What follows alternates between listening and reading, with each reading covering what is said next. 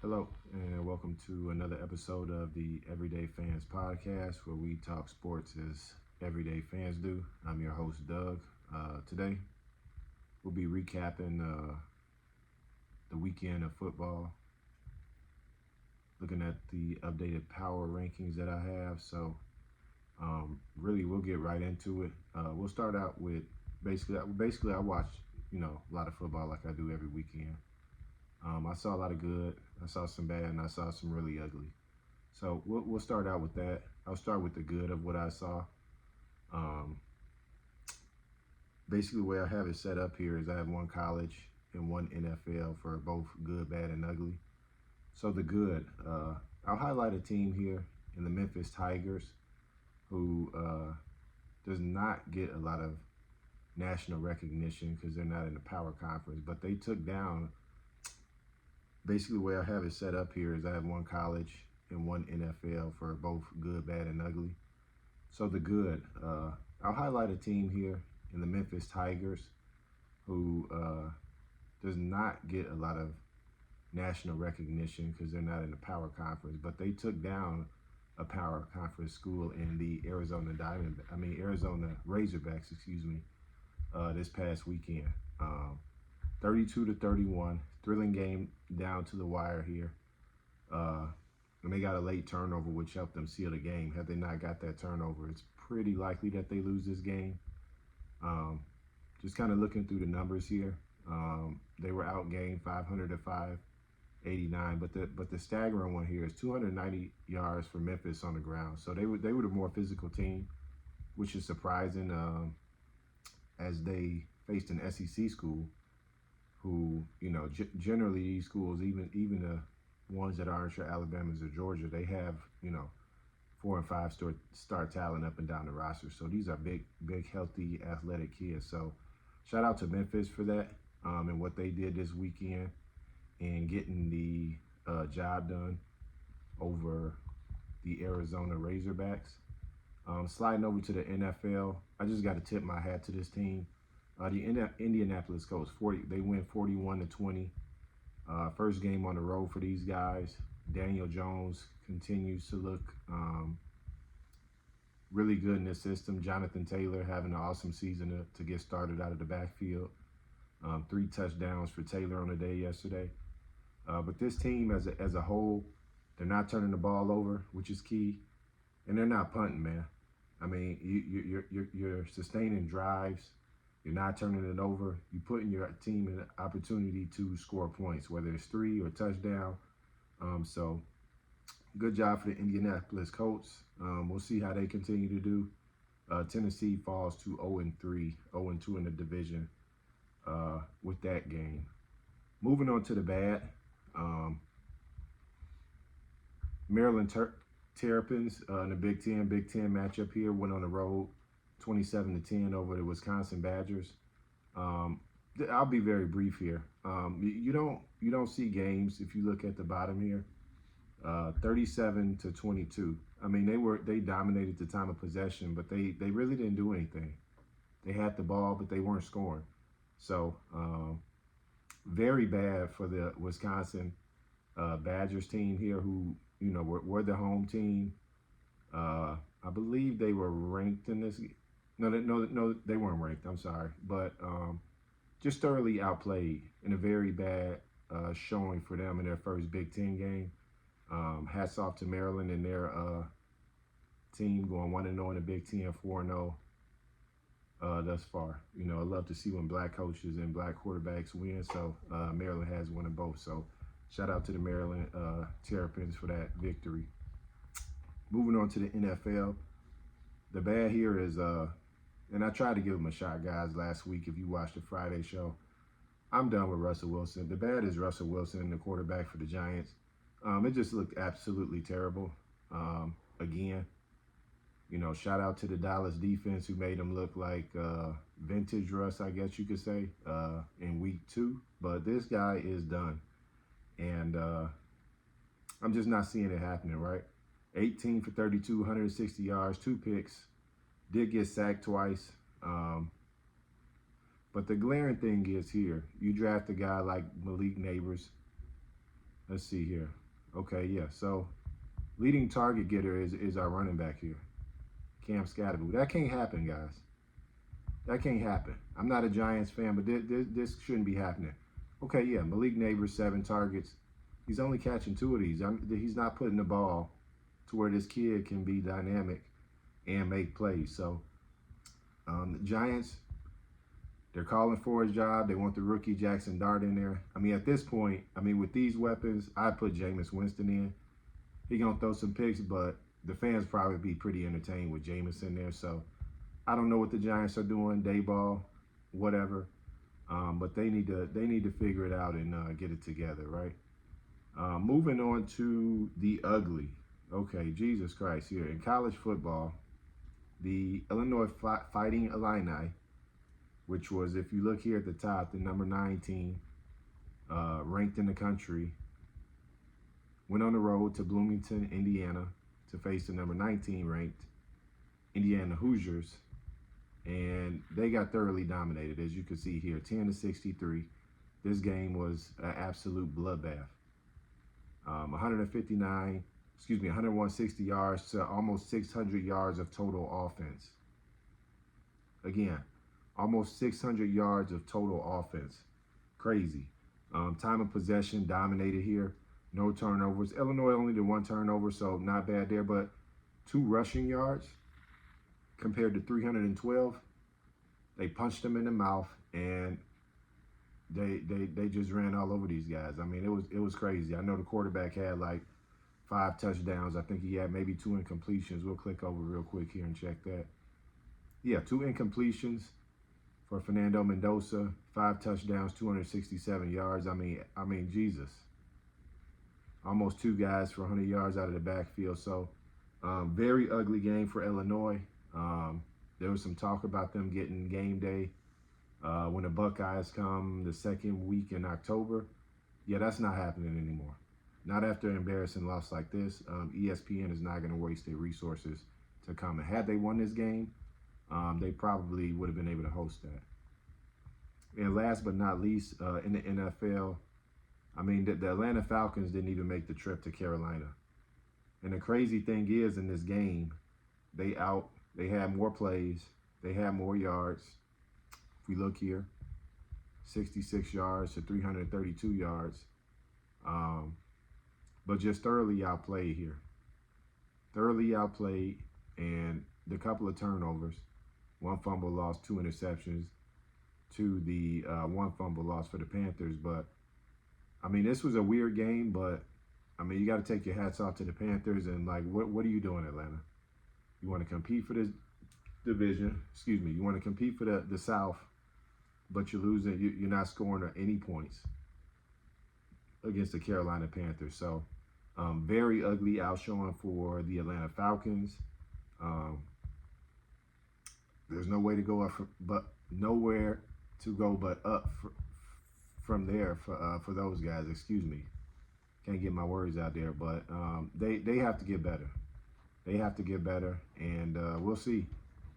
Both teams 1-2, 1-1 in the division for Atlanta, so we'll see. So here we are, NFL Week 4 Power Rankings. I'll just kind of go through the list, really just highlighting the top 10 here.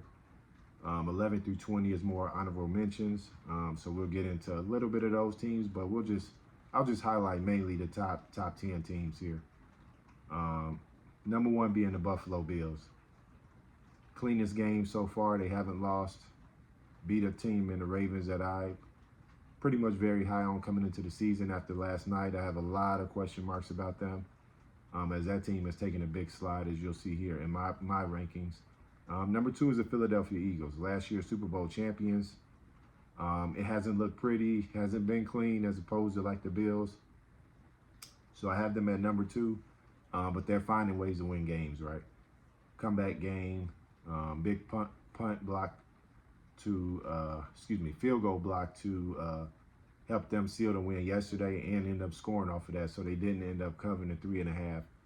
If any of you guys played that was one of the worst beats of the year so far.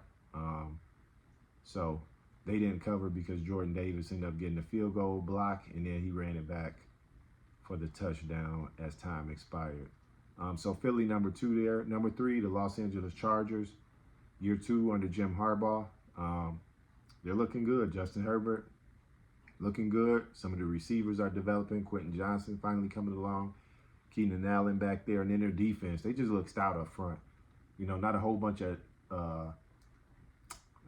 names that you might know off back outside of like Khalil Mack, who's banged up with an injury right now, but a lot of stout guys, a lot of beef, and they look real physical up front. And that's what you think from a Jim Harbaugh-led team. So they end up getting a field goal win over divisional opponent Denver yesterday, and again, they just continue to win. They continue to do the things they need to do to win games. That's why I have them at 3. Number 4 is the Indianapolis Colts, team we just highlighted in the good. They're at 4. I mean, you could argue, some people would argue maybe they should be higher because a lot of their games have been clean and they've looked really good offensively. I'm going to temper expectations just because, some of these teams have been playoff caliber the last few years, right? So this team will continue to rise for me if they can continue to play, even if they lose a game. Like they go to the Rams next week, if I'm not mistaken.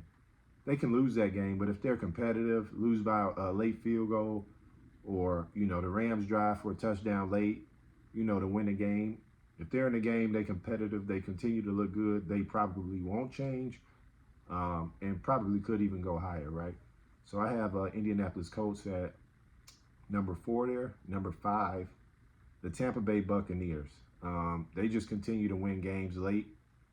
Baker Mayfield has a clutch gene, and it's almost like they want the ball late just because they know this guy's going to get them in range to kick a field goal, score a touchdown, whatever the case may be. Like we've seen it 3 weeks now. We've even seen it going into last year in terms of how this team gets the job done. Baker gets it done. Mike Evans is on the shelf now. Obviously, Chris Godwin is still out from last year, but I think they're hoping he comes back pretty soon. But at this point, he is not back. They do have some offensive line injuries, so I do worry about them as they have, some games coming up here before they get to their bye week.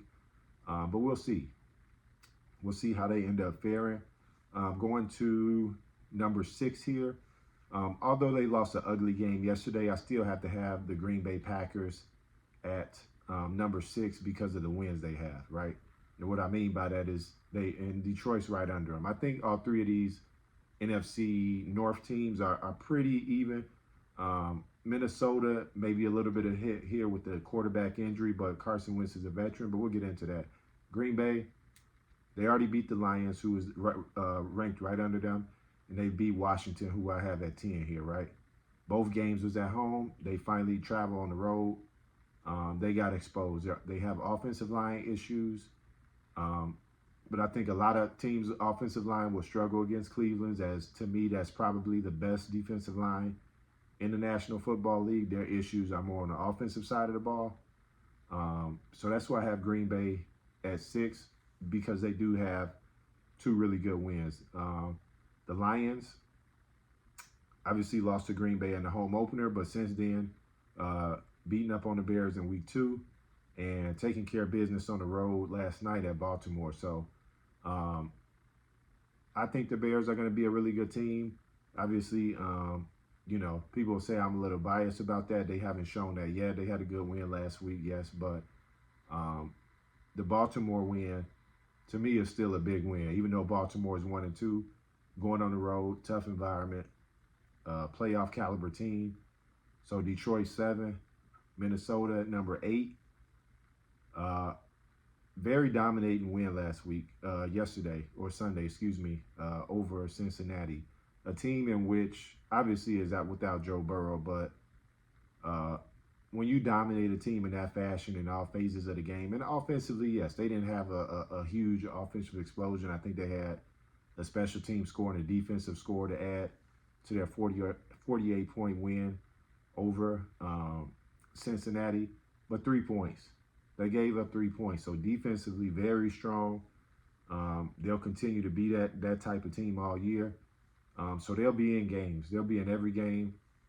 And Kevin O'Connell knows how to get the most out of his quarterback. So Minnesota, just like the team under him, at number 9, the San Francisco 49ers, they're just finding ways to win games. And that's the key in the National Football League. And that's what separates the teams in this top 10 through 3 weeks with some of the teams that are lower, right? So the San Francisco 49ers, a ton of injuries. A ton of injuries. So I don't know that they can sustain a spot, but I don't want to disrespect a team like this that has shown ways to win. Very strong scheme, offensively and defensively. So they can plug guys in and still be able to execute at a high level. Christian McCaffrey is still up to this point of the year. He hasn't been injured, but they're using him a lot. And if you know football, fantasy football, this guy gets hurt. So we'll see. We'll see. But as for now, the San Francisco 49ers continue to win with what they have available to them. Number 10, another team that has some injuries, mostly at the quarterback position, but Marcus Mariota had a wonderful game on Sunday. And I think this is a situation where they may not have to rush Jaden Daniels back. Their only loss being to Green Bay on the road. They did look bad in that loss, but, they've won their other 2 games. So we'll see how this team continues to trend. I could have arguably had some of these other teams jockeyed in, but, for example, Seattle. I think Seattle's looked pretty good. They lost a tough one to the 49ers. I believe that was week 1. That I felt they could have won that game. This team could be 3-0. This is a dark horse team to keep your eyes on, guys. This team will probably be in the top 10 next week. Granted, depending on what happens here, because some of these other teams have some big matchups, and the two teams that are here actually play Thursday night. So I don't know if the game's in Arizona or Seattle, but the Seahawks and the Cardinals play this week. Both 2-1, both in kind of this, and this is the tier. This is 11 through, and I didn't bother to put the numbers there because a lot of this to me is mumbo jumbo, right? But I have them listed in terms of how I kind of have them ranked. Baltimore's fallen a significant amount, but they could jump right back in. They just got to get back on the bandwagon, right? Kansas City finally get their first win. Baltimore and Kansas City would be lower for me, but I know they just have championship pedigree, right? So they'll fall a little bit slower than some other guys. But I think with what Kansas City has coming back, they'll be fine, right? A lot of inconsistencies on offense. Steve Spagnuolo get that defense going, but they've really been there. The defense has been there. The offense has just not been able to help them out there. Jacksonville, just too many penalties and just turnovers for me to just put them as a higher ranked team. You're not going to win games like that. They've won 2 of 3 so far. Good for them. Hats off to those guys. I'm not sold on their long-term success, so that's why they're a little bit lower here. And again, a lot of this is a lot of these teams are like very close. If there was a point scale, I'm talking a point, half a point, here between some of these things. Pittsburgh, not sold on them. Denver has some tough games so far to start the year. They're in a tough division, so I'm not sure what the rest of their schedule looks like, but maybe they get some softer opponents. I do think they were a playoff caliber team. Cincinnati, to me, is going to fall out of even this top 20. I don't know, man. They got the offensive weapons. I don't think they use their salary cap right, but just it's not there. They're not holding up front, and the defense is still just as bad as it was last year, if not worse. The Atlanta Falcons, they were a no-show yesterday. They got a lot of issues, right? They beat Minnesota on the road, which I thought was a solid win, and I actually had Atlanta winning this week, but what a major flop in a divisional game. The games you would think teams get up for a little more, but they were a no-show this week. And last but not least, my Chicago Bears. Young offense showing a burst last week.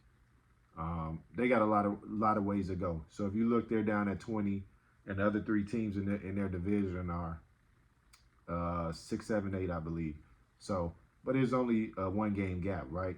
If all of those two teams lose next week and the Bears win next week, all teams are 2-2, right? So the gap is not as far, and I'll continue to say this, from the best teams in the NFL to even the worst teams. Now, on record, yes, it's going to look a lot worse, but when you're in these games and you see the Cleveland Browns beat the Green Bay Packers, right? How did the Cleveland Browns uh, hang in a game with Green Bay? They supposed to be Super Bowl favorites, right? No, I mean yes, they're a good team, right?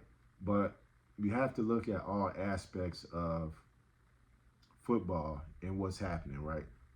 Offensive line, defensive line, everything starts up front. The teams that have and develop and draft these positions well will consistently be teams that contend or compete in all or most of their games, right? Even without a solid quarterback, the Cleveland Browns will be probably in every game they play this year because a defensive line will give offenses, any offense, a rough day, right?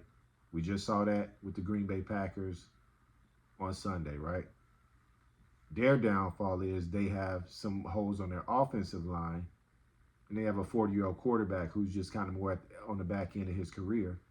But, let's see if they can start putting it together. Let's see if Dylan Gabriel or Shedeur Sanders is developing. And, if they don't win games, we'll probably see one, if not both of those guys at some point later in the year. But if they start winning some games, some of these games that they're right in, they're going to ride Joe Flacco, right? So, with all that being said, a lot of teams I didn't cover here. Dallas is right under. You got Houston that's at 0-3, who they need to win, right? You got the Jets who have been in 2 games, like heartbreaking games, right? Aaron Glenn is changing the culture there, right? But you got to find ways to win these games. And this is the same type of thing that my Chicago Bears have struggled with. But I think it's something that Coach Aaron Glenn, who also came from Detroit, just like Ben Johnson in Chicago, you can tell his identity and what he's trying to do in that building is changing because they're in these games. Some things they need to clean up to be a team that, kind of makes it to that next level and starts winning those games. That just comes with time. That comes with repetition. That comes with trust. So I thank you all for watching this week. Tuesday shows are going to be like shorter shows like this where we just kind of get into it and hit it. And if you have any suggestions, any teams that I didn't highlight, any you feel one team is too high in the rankings or too low, let me know. Drop it in the comments. Let me know what you guys want to see. I am working on just some ideas more for that Friday show because I don't want to just go game by game and just be boring about, Atlanta versus Carolina, like a game we had last week. Like most people don't want to hear that unless they're Carolina fans or Panthers fans. So I like watching, football, period. So, I can dig into whatever you all need me to. Just drop it in the comments. Any segments, that you think I could try, or some topics you think we should try, just let me know. Drop it in the comments. I appreciate everybody's time. Love you all. Let's try to get this channel grow. Like, share, subscribe, please, down below. I'll check you all out later this week. Peace.